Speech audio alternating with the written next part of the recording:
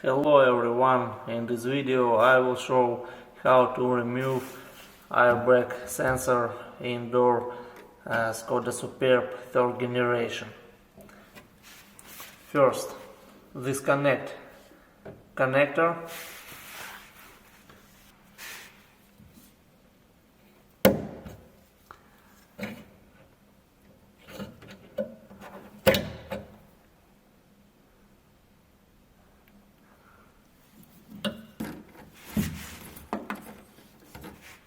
Then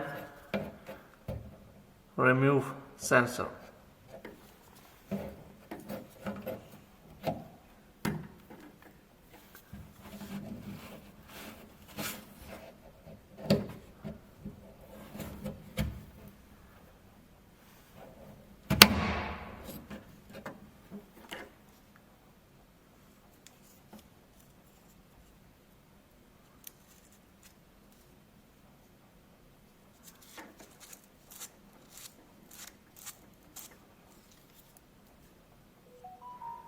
If you enjoyed this video, click like and subscribe.